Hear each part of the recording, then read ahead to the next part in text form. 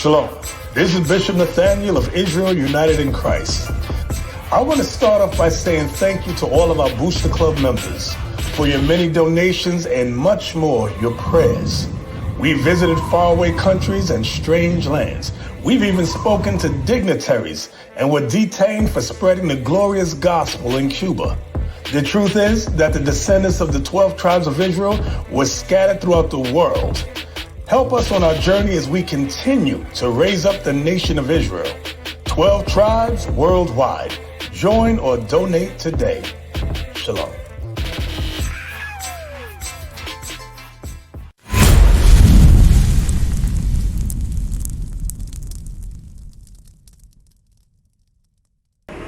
The woman shall not wear that which pertaineth unto a man.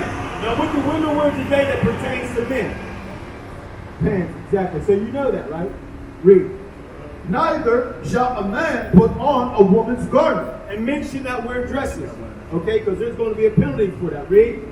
For all that do so are abomination unto the Lord thy God. So the Most High is against cross-dressing. He's saying if a woman's in pants and a man is dressed, it's an abomination. Do you know what an abomination is? Picture this. That turn T you got right there. I take it, I spit in it, he's spitting it. Everybody around her spitting it and tell you to drink it. Would you drink it? No. Exactly. Give me Zephaniah 1 and 8. Because there's a penalty for that. For men cross-dressing, wearing dresses, and women wearing pants. Now you might didn't know that, but now you know. But there's a penalty for that. Okay, and we're going to show you. So that's why we're in the curses that we're in. That's why we're in the conditions that we're in right now, because we didn't follow God's law. We decided to do what we want to do, or what all the other nations want to do. Because prior to the women's feminist movement, our women didn't wear pants. They turned us on that. They turned our women on to pants and everything. You got it? Read. The book of Zephaniah, chapter 1 and verse 8. Break it up! And it shall come to pass. Meaning it's going to happen. When Moses was talking to the Israelites, he said it's going to happen to them in the future. Read. In the day of the Lord's sacrifice. Now, when you sacrifice something, what did that pertain to? You know? Sacrificing something. Meaning when you're going to kill. Okay? Read that from the beginning. The book of Zephaniah, chapter 1, verse 8. And it shall come to pass in the day of the Lord's sacrifice, when the Most High is going to kill, that I will punish the princes and the king's children. That's you women and you men. Read. In all such as are clothed with strange apparel. What is apparel? Apparel is clothing. So he's saying women and men cross-dressing, he's going to kill them. Right. So if Christ cracked that sky and come up and he found you in some pants, he's going to kill you. But you might not know that, but now you know. Okay? Brother, you got a question? Well, Lahad, he was telling me about my beard. Your beard? Yeah, he wanted me to hear the thing about the beard. Because you know that's an honorable thing and that's a holy thing. The Most High wants you in the beard. Because let me ask you something. How do you determine a female line from a male line? From the hair on his around his neck. Exactly, his mane. Got that? Okay, the book of Leviticus, chapter 19 and verse 27. Bring it up! Ye shall not round the corners of your heads, neither shalt thou mar the corners of thy beard. Okay, you're not supposed to shave, mar the corners of your beard, or round off your head. Shave your head and shave off your beard. Give me the other one, you got it? Okay, and it's going to better explain it right here in this verse right here. Read. The book of Leviticus, chapter 21 and verse 5. Bring it up! They shall not make baldness upon their head, You should not make baldness upon your head. An Israelite man is not supposed to make baldness upon his head. Right. Neither shall they shave off the corner of their beard. Neither shall they shave off the corner of their beard. You can cut your hair close, but not take a razor and shave it off. Go back to Deuteronomy 28. Hey sis, did you get that? Okay, good. Go back. We out here to show you so-called blacks, Hispanics, and Native Americans who you are according to the scripture. That you are God's chosen people. That's right. Ready? The book of Deuteronomy, chapter 28, and verse 1. Bring it out. And it shall come to pass, if thou shalt hearken diligently unto the voice of the Lord thy God. So if you would listen to the voice of the Lord thy God, this Bible right here, to observe and to do all his commandments, which I command thee this day, that the Lord thy God will set thee on high above all nations of the earth. So if we were to follow the law, statutes, and commandments, the Most High said, we would have got the blessings and he would set us on high. But we're not in that case right now, and we're going to show you why. Give me verse 15. No, yeah, give me 15. Verse 15. But it shall come to pass, if thou wilt not hearken unto the voice of the Lord thy God. If you will not hearken, if you will not hear the voice of the Lord thy God, to observe, to do all his commandments. Pick and choose what commandment you want to do.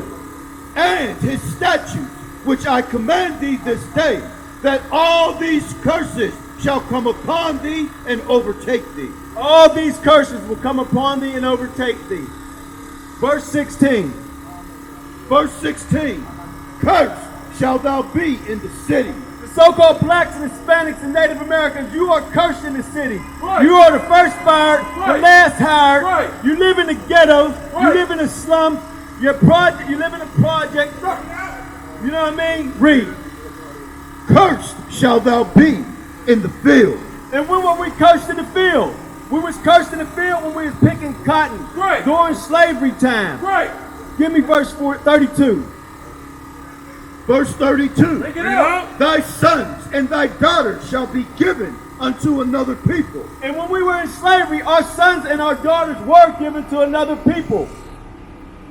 Let's bring that up today. Let's see if that still applies today, because if you are unfit or they deem you unfit and say you ain't able to take care of your kids, CYF can take your kids and there's no way you can get your kids back. Or if somebody adopt your kid, you can't get your kids back then. Read. And thine eyes shall look and fail with longing for them all the day long. And there shall be no might in thine hand. No might, no economical might or no military might.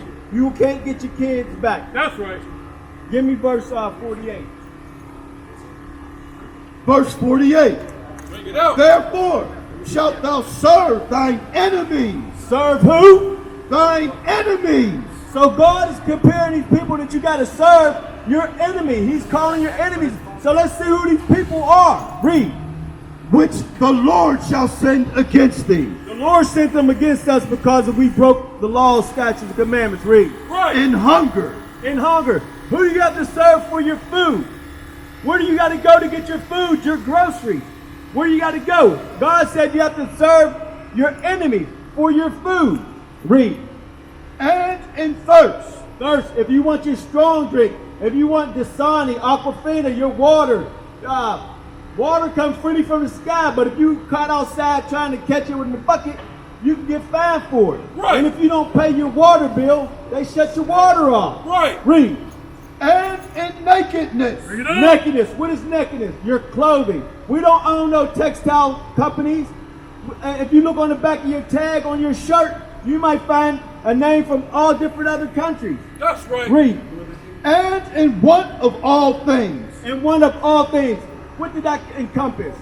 Your birth certificate, your death certificate, your driver's license, your health care, even your concept of God. You had to serve your enemies for that.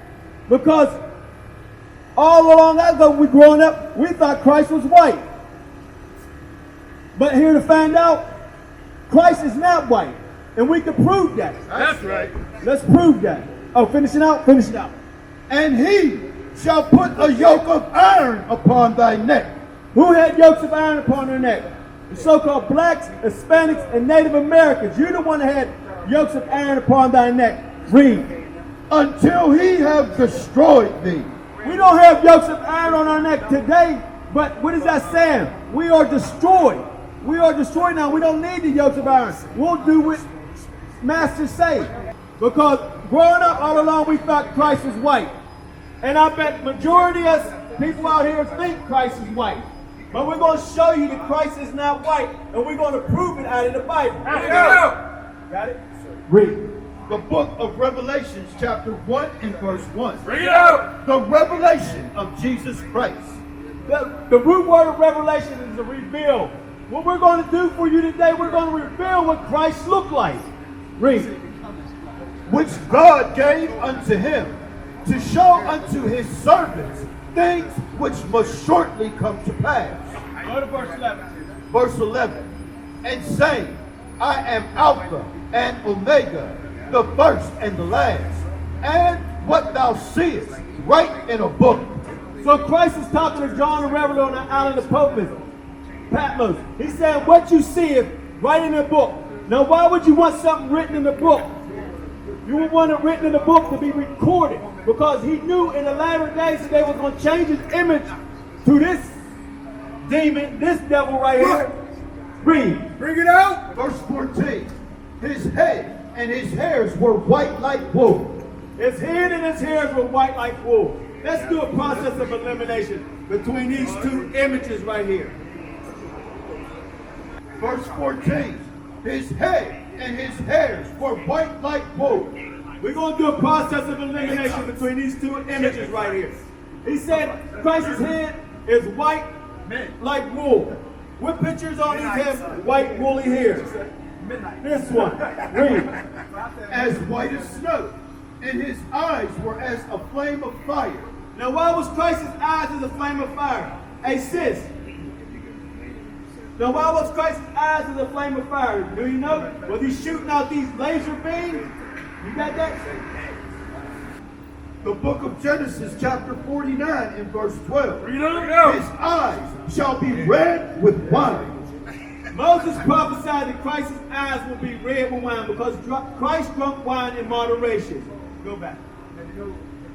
So his head and his hairs was white like wool, and his eyes was as a flame of fire. So they was red.